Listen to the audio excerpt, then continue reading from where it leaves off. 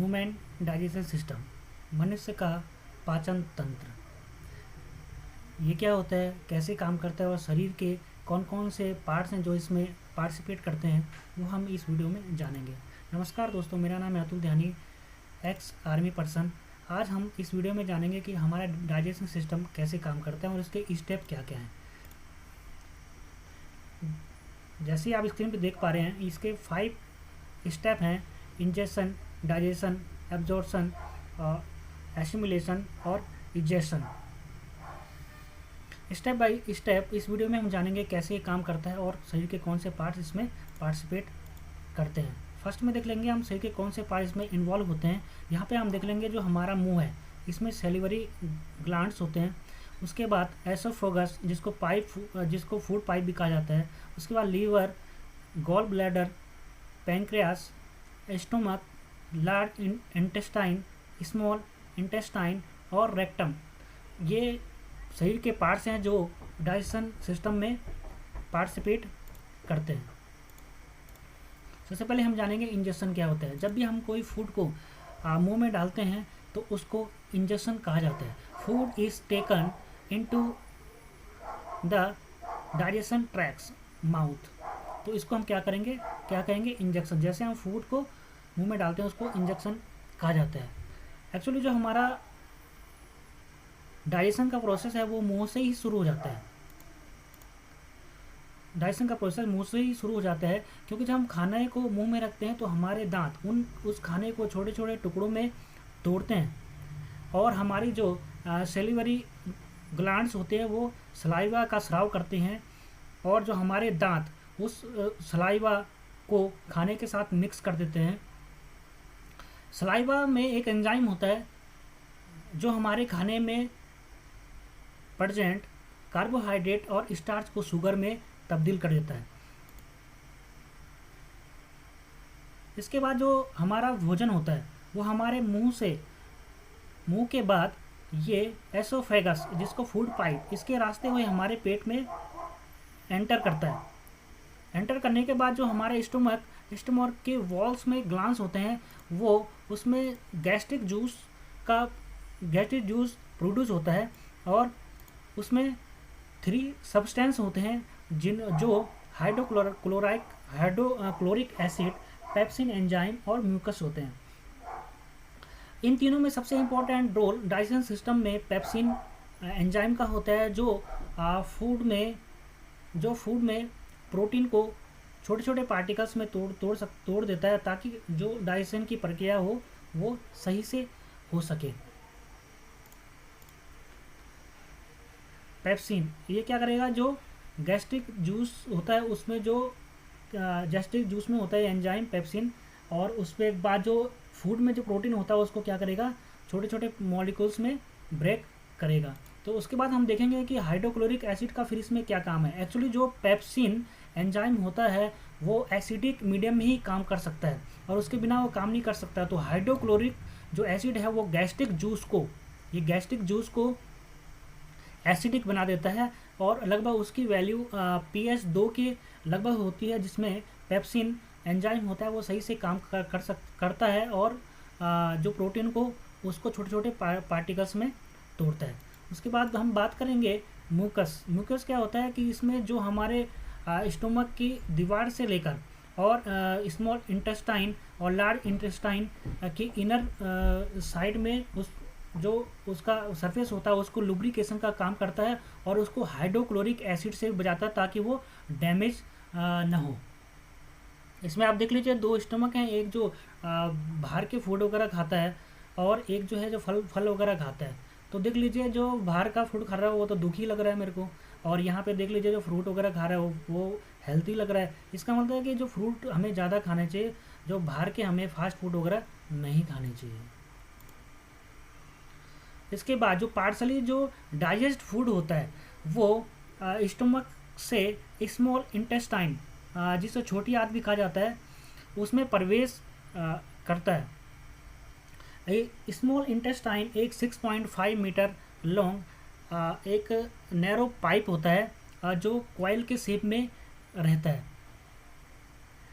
Coil के shape में रहने के बाद यहाँ देख लीजिए आप, इसके 4 लेयर होते हैं एक्चुअली, 4 लेयर, और इसके जो इनर साइड वॉल में एक विली होता है, विली।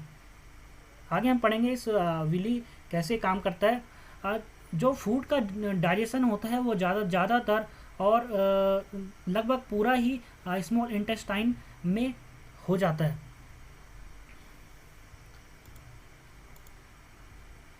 जो स्मॉल इंटेस्टाइन होता है वो हमारे जो शरीर के पार्ट्स, जो ये लीवर हो गया और पेंक्रियास, वो स्मॉल इंटेस्टाइन से जुड़े रहते हैं। इस जो लीवर होता है उसके गॉल ब्लैडर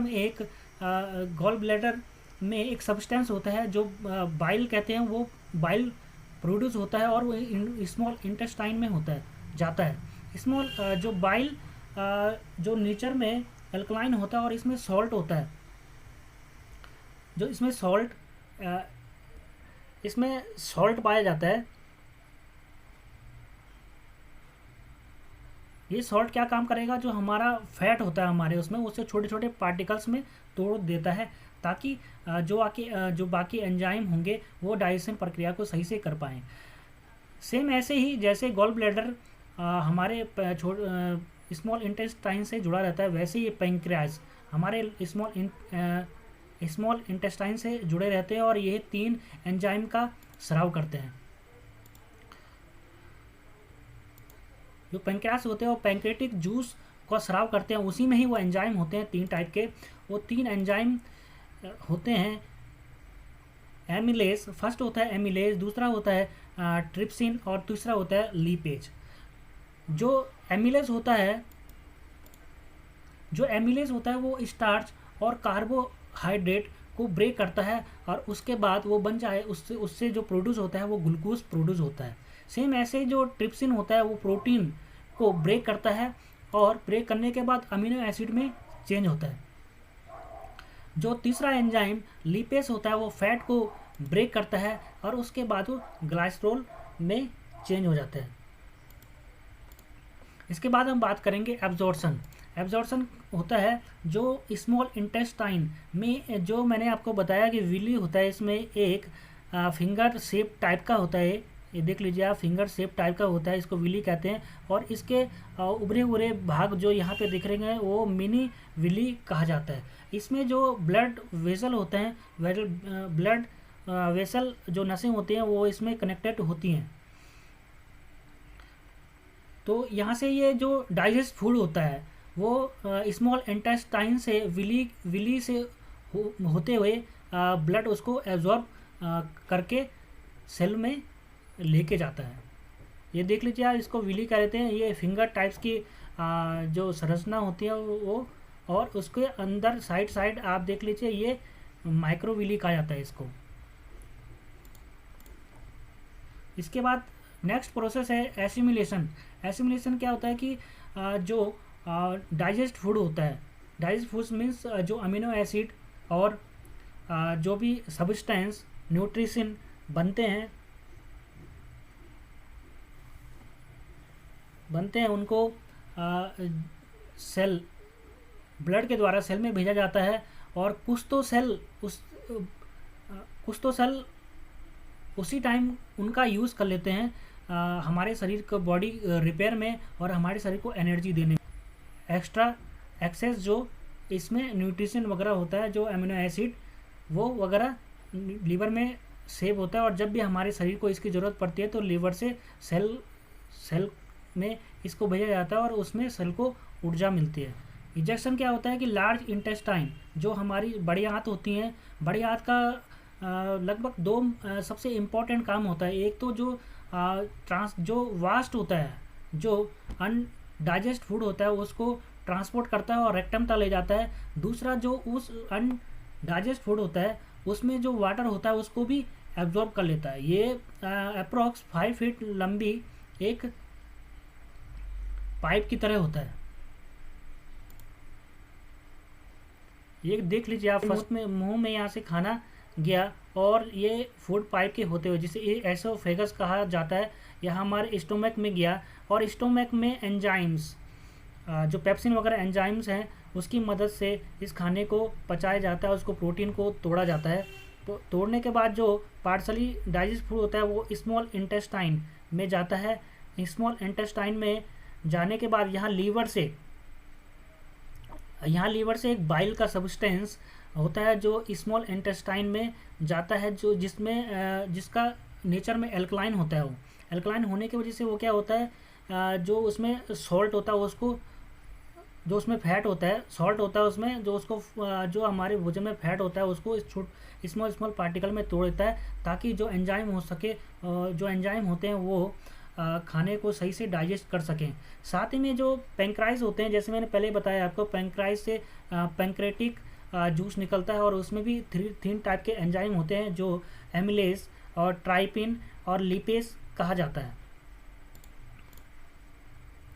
जैसे हमने इस वीडियो में देखा कि 5 प्रोसेस से जो हमारे डाइजेशन सिस्टम होता है वो पूरा होता है। फर्स्ट है इंजेक्शन, डाइजेशन, एब्जॉर्प्शन, एसिमिलेशन और एलिमिनेशन, जिसको इजेक्शन भी कहा जाता है।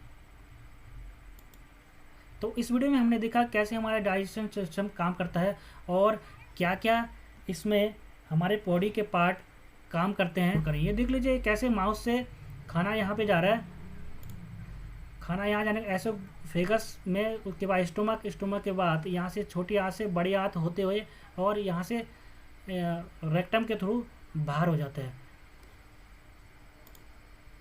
तो इस वीडियो को देखने के लिए अगेन बहुत बहुत धन्यवाद। लाइक, कमेंट और शेयर करें वीडियो को। Thank you. जय हिंद, जय भारत।